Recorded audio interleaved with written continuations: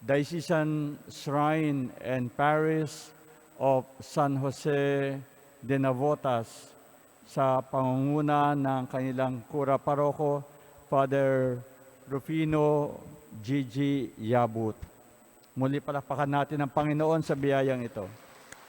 Thanks be to God. Sa pagdiriwang natin ng dakilang kapistahan ng ating mahal na patron kahapon at sa pagtatalaga dito pag-open ng celebration of the 500 years of Christianity in the Philippines here in Navotas at ang opening of the Jubilee Door, tunay na binigyan tayo ng isang napakagandang biyaya at pagpapala na masasabi natin na hindi isang koinsidente o aksidente, kundi sa plano ng Diyos, tunay na inihanda upang tayo ang siyang magdiwang ng mga kaganapang ito. Alalahanin natin, tayo nasa ikalawang taon ng pandemya na bumalot sa buong daigdig. Datapwat, itong taong ito ay punong-puno ng pagdiriwang. Nandyan ang Year of Mission na dineclare ng CBCP, ang 500 years of Christianity in the Philippines, ang itinalaga ng ating Santo Papa, Year of Saint Joseph. Ito ay mga pagdiriwang na siyang nagpapaigting sa ating pananampalataya, lalo't higit sa panahon ng pandemya. Dito, masasabi nga natin, sa panahon ng kagipitan, pinalalakas ang ating loob at tunay na binibigyan tayo ng dahilan upang patuloy na mabuhay ng masagana at namumunga. Sa pagkakaloob sa atin ng isang San Jose ay ipinakita sa atin na tunay na karapat-dapat at maituturing na isang malaking oportunidad para sa bawat isa sa atin na makilala natin ang pangalawang persona na pinakamalapit sa ating Panginoon matapos ang ating mahal na Birheng Maria. Kahapon nung sinasabi ng ating mahal na obispo, medyo nakakatuwa na sinabi niya sa ating diocese ng Caloocan, dalawa ang shrine. Ang nauna ay ang ang shrine of Our Lady of Grace.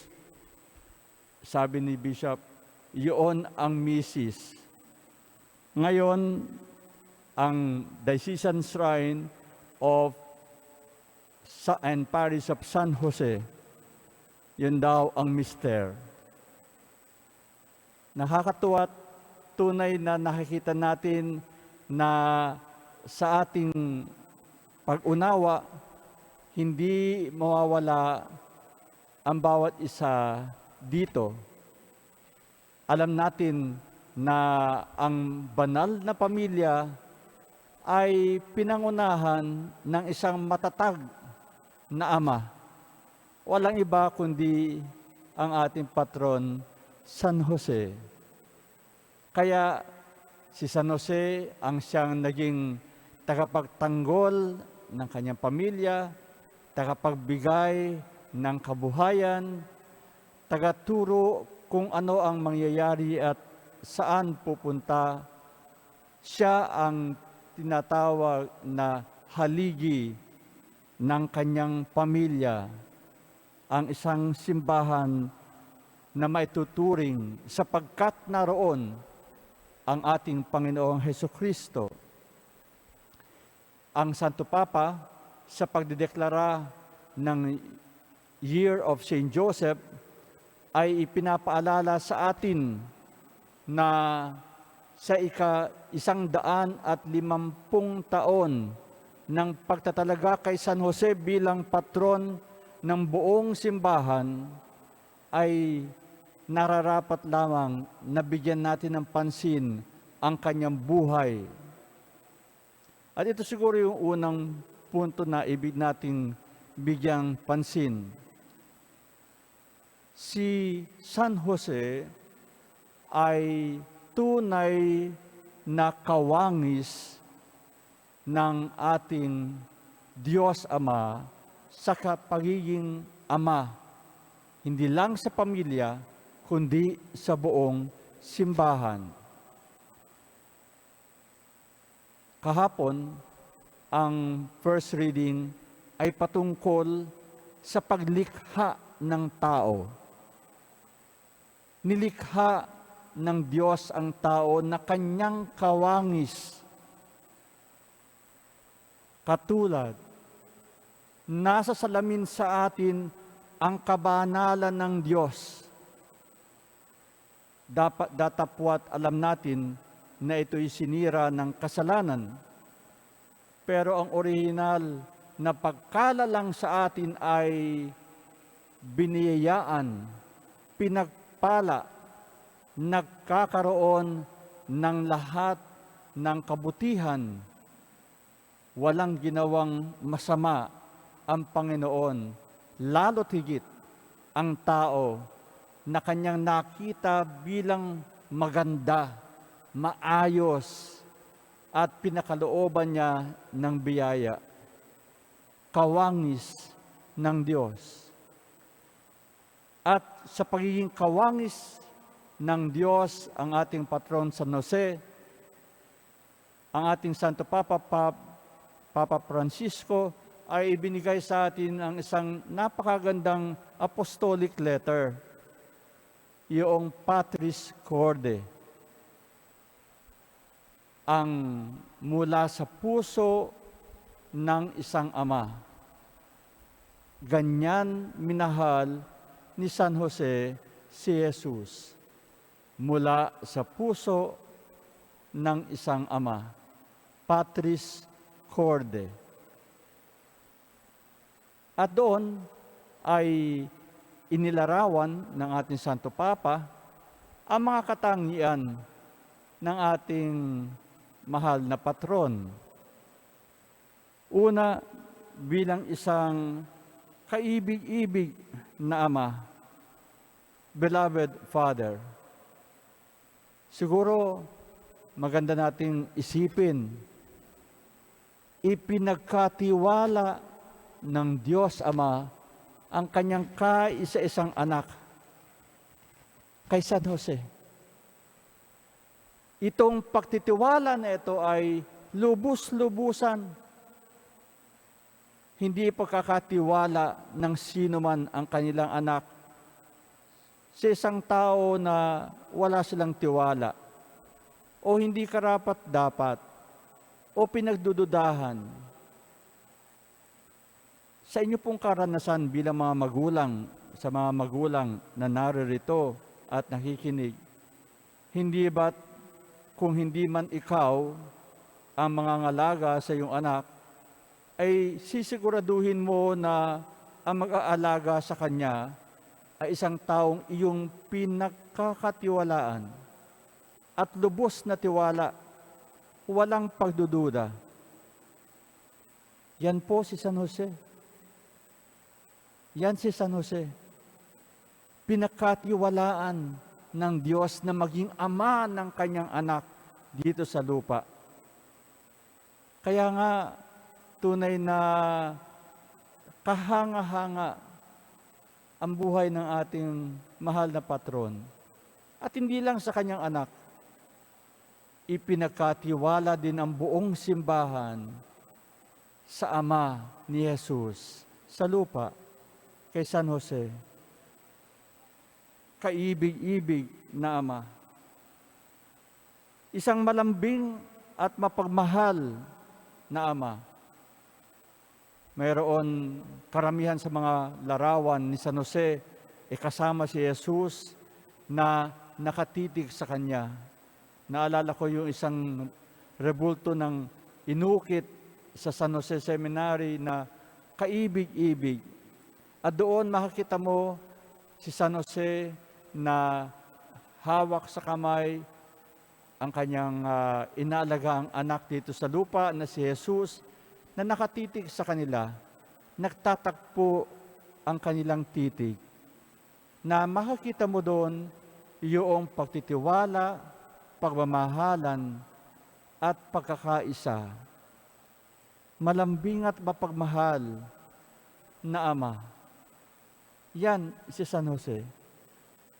Isang masunuring Ama. Isa sa pinaka-popular na naging larawan ni San Jose ngayon na iginalat sa buong mundo ng mga Pilipino at ng iba pang mga taga South America, na kung saan ay sinabihan at ikinuwento ng ating mahal na Papa ang patungkol sa Sleeping Saint Joseph, talagang lumaganap na sa buong mundo dahil dala-dala ng karamihan ng Pilipino ang ganitong imahen. At karamihan doon sa mga naging desisyon ng ating patron ay nagmula sa udyok ng anghel o tinig ng Diyos na kanyang nadinig sa kanyang mga panaginip. Hindi lang narinig, hindi lamang nakita, kundi sinunod. Marami tao na sinasabing alagad ni Kristo ang maaring nakikinig sa kanyang mga salita at natutuwa sa kanilang mga puso, pero pagkatapos makinig ay kinakalimutan at hindi isinasakatuparan. Ano ang halaga nun? Sa ating ebanghelyo, sinasabi ng Panginoon, kayo ay mamunga. Naalala ko tuloy, mayroon isang maliit na puno ng atis sa aming bakuran noong ako'y bata pa. Siya ay nakakaroon ng maliliit na bunga. Pero pagkatapos ng ilang linggo, nangingitim. Ako pa naman ay palaging pumupunta doon at tinitignan kung ako'y makapipitas ng isang atis na makakain. Hindi nangyayari sapagkat palagi siyang nabubulok. Kuminsan, parang ganun tayo. Nakikinig sa salita ng Diyos, natutuwa, umuusbong ng kaunti, pero hindi nagtutuloy, nabubulok, nalalaglag, hindi siya nagiging tunay na bunga. Isang mabuti na patron na nakikinig sa salita ng Diyos at isinasakatuparan ito. Ano kaya't noong si San Jose ay sinabihan na iligtas mo ang bata? At sinabi ni San Jose, ay bukas na nga lang o sa makalawa na lang, hindi ko pa ito naintindihan. Siguro napatay si Jesus. Pero noon, dali-dali, kanyang dinala ang kanyang mag-anak papunta sa Ehipto upang doon itago ang batang si Jesus mula sa kamay ni Herodes. Isang masunuring ama, isang amang marunong tumanggap ng ninanais ng Diyos. Alam natin na hindi madali na ang katayuan ni San Jose, lalo't higit sa kanyang relasyon kay Maria na kanyang pakakasalan. Datapwat tinanggap niya ang lahat ng ito dahil alam niya na nanggaling ito sa Diyos. Si San Jose isang ama na mapanlikha at matapang. At ito ay tunay na nakikita at nakita natin sa lahat ng kanyang ginawa para ipagtanggol ang kanyang pamilya. Si San Jose ay itinuring na isang manggagawa at kaya kahapon ipinagdiwang natin ang dignidad ng paggawa ayon sa halimbawa ng Ama ni Jesus dito sa lupa, si San Jose, karpinterong manggagawa. Ang bawat isa na manggagawa ay may dignidad na maituturing na tunay na dakila anuman uri ng paggawa ito. Basta paggawa sa kabutihan, ito ay mayroong mataas na antas ng pagkilala ng Diyos, sapagkat ang Diyos ay isa ring manggagawa. Ginawa niya ang lahat ng bagay at siya ay namahinga sa ikapitong araw. Ang ating paggawa ay larawan ng paggawa ng Diyos mismo. Kaya yung mga tao na ayaw gumawa, ayaw magtrabaho, ay nagkukulang sa pag-unawa kung ano ang kahulugan ng pagiging tao, ng tunay na pagiging tao, sapagkat ang Diyos mismo ay isang manggagawa. At panghuli ay kinilala si San Jose ng ating mahal na Papa bilang isang ama na nasa anino, Father in the shadows. Pag inisip mo, ano kaya ibig sabihin nun? Father in the shadows. Ang ibig sabihin ay hindi kanya pababayaan, para kanyang anino, na kahit nasaan ka, sinusundan ka, hindi kanya pababayaan. Yan ang naramdaman ng ating Panginoon. Hindi sa pinabayaan, sapagkat si San Jose ay naging ama sa simula hanggang sa wakas. Sa simula hanggang sa wakas. Kaya, alam niyo po, ito yung ating pagiging alagad ng Panginoon. Sa simula hanggang sa wakas. Pag tinignan nyo ang lahat ng buhay ng kinukwento sa atin ng Ebanghelyo, mga apostol, hindi sila nawalan ng loob. Si San Pablo, simula nung siya ay makonvert, simula nung siya ay makakilala kay Jesus, ibinuhos na niya ang kanyang buong buhay para sa pagpapalaganap ng mabuting balita ng Panginoon hanggang sa kamatayan. Ganun ho ang isang ama. Hindi mo pwedeng sabihin, ay, magpapahinga muna ako, day off muna ako sa pagiging ama, day off muna ako sa pagiging ina. Wala hong ganun.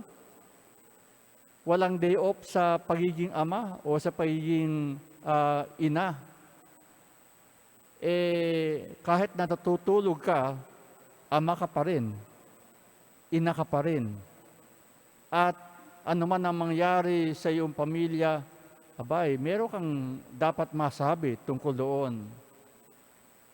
Kaya kahit na anong tanda natin, kahit na anong edad natin, kapag tayo'y alagad ni Jesus, kasama sa ating mahal na Birheng Maria, kasama sa San Jose, patuloy na ibubuhos mo ang iyong lakas at ang iyong katalinuhan para ipalaghanap ang mabuting balita ng Panginoon. Napakaganda, hindi ho ba? Na sa pagninilay natin sa buhay ni San Jose, makita natin ang ating sariling buhay. Kung papaano tayo kumilos bilang alagad ni Kristo.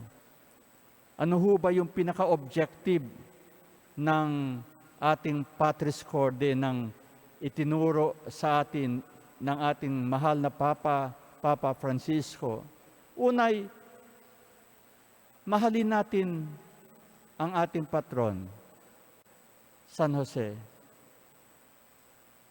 Dahil siya ay nagmamahal sa lahat ng minamahal ng kanyang anak na si Jesus. Pangalawa, hilingin natin ang kanyang panalangin sapagkat sa pamamagitan ng panalangin ng ating mahal na patron, sabi nga dito, matatanggap natin ang ating kahilingan sapagkat ang sino man na nakaugat kay San Jose ay nakaugat din sa Panginoon at hindi tayo mawawala. Gaya ng ating pagkapit kay Maria, hindi kailanman pipitasin ng ating mahal na Birheng Maria ang bawat isa at sasarilinin niya. Hindi ganon ang ating mahal na Birhen. Hindi ganon si San Jose. Kundi ang bawat isa na tunay na may pamimintuho sa ating patron ay nakaugat kay Jesus. Kaya sabihin ng ating mahal na patron, kung tunay mo ako minamahal, dapat mahalin mo ang aking anak. Dahil hindi mo ako maaaring mahalin nang hindi mo minamahal ang aking anak. Yun na sinasabi ng ating patron San Jose. Yun din na sinasabi ng ating mahal na Birheng Maria. Kung tunay mo ako minamahal, hindi mo maaring hindi mahalin ang aking anak na si Jesus. Kaya minamahal na mga kapatid, ang pangatlo ay tularan ang kanyang mga katangian. Mahalin si San Jose, hilingin ang kanyang panalangin, at tularan ang kanyang buhay. Yon ang objectives, yon ang pinupunto ng ating mga pagdiriwang ng Year of St. Joseph at ng ating pamimintuho kay San Jose bilang ating patron, universal, at patron personal. Kaya minamahal na mga kapatid, tunay na binibigyan tayo ng pagkakataon upang makilala at mahalin ang isang katangi-tanging tao na minahal ng Diyos sapagkat tunay na nagmahal sa kanyang kaisa-isang anak. Huwag nating sayangin ang mga panahong ito, kundi sa ating pagdiriwang, mapasa atin ang napakaraming biyaya at pagpapala dahil sa panalangin ng ating patron, San Jose. Amen.